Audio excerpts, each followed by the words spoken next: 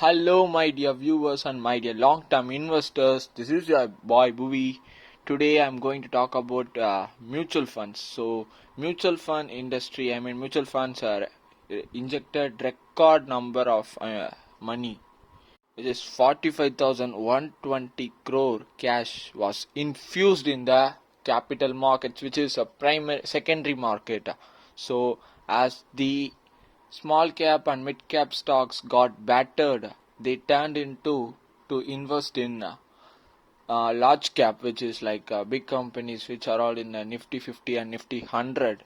So they are turned to invest in these companies. So this is the record number after the COVID-19 record at the in March 2020 when they invested 30,300 crore in a month. So if we added mutual funds and DIIs, FIIs and insurance company, the sum of the amount come into a 53,300 crore, which is a large corpus in the capital market. So they invested this amount in this month. The previous high of the total of this total industries infusion is up to 55,600 in 2020 year. So of this 45k crore infusion by the mutual funds, the 10,000 crore consists, focus to buy on the block deals, which is deals more than 500 crores. That is 50 crores, I think.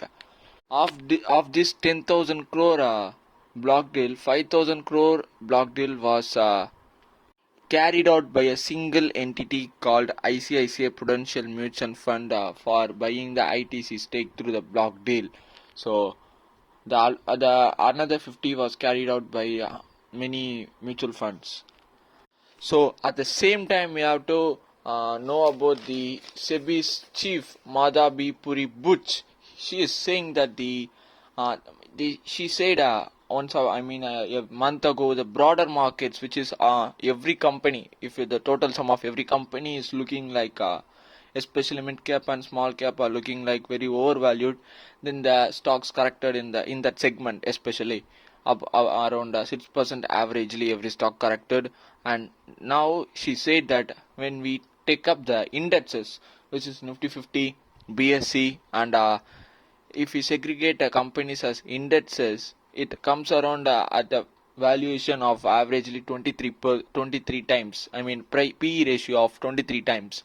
So she says this is not overvalued as compared to the company like India, which is thriving and emerging in this world economy. She says this is not a overvaluation, and no country thinks this is a overvaluation because they are betting in India. They believe in India. They believe in the population of the India.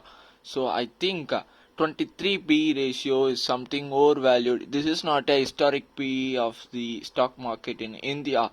So we should see with the logical lens, and we should stick with that to justify that the food inflation is at 9% while the US bond yield is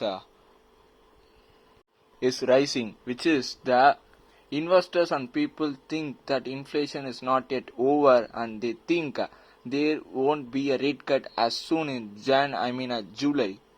And also the government bond yield GSEC in India and GSEC bond in India bond yield at 2-month high, which is when a bond yield goes, the price comes down. So it is also a indication that the RBI is not going to decrease its repo rate in this April meeting. And one more thing is HDFC mutual fund in a realty index, which the mutual fund which only invests in realty companies, is said that we are going to stop the inflows of lump sum. We are only going to take in the systematic investments, which is SIPs. So this is a clear indication that the realty sector has also pumped up, and it is overvalued because it gave a 140% return in the previous year to date. So they are thinking that we have to consider to stop pumping up the valuation, or else it will burn their own fingers.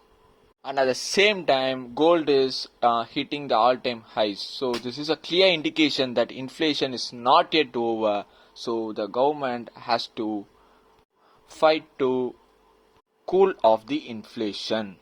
So Byju's is going ahead with cutbacks, fires 500 staffers. It is a headline, so this is clearly saying that there is no cash to pay the March month salary and February month salary, because the rights issue which they availed by investors is in our escrow account under the SEBI surveillance. I think it is some courts, under a court's custody.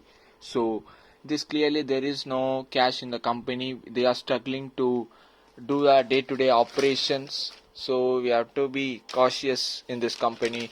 If they are very um, smart in making up their balance sheets and financial statement, they could enter into a public offering. And in turn it will affect the total credibility of India, because they are not maintaining integrity and have no sound business model. As I yesterday said, Altabilya Fashion Retail Limited, which is going to demerge its one of its brand, which is a company Madura Fashion and Lifestyle. And after the news came out yesterday, the stock rallied 17%, which is astonishing amount. I haven't yet analyzed that company and I don't know nothing about it. Some people say that it has some debts, but according to my view, these are all the sound brands. When the inflation is cooled down, so we can expect there will be an uptick in demand in these companies and consumable goods in like clothing and these stuffs. So do consider at your own risk and after analyzing. So that's today's video. I hope you found interesting and entertaining. And thank you for watching till end. Thanks for engaging with me. And don't forget to like, share, subscribe, and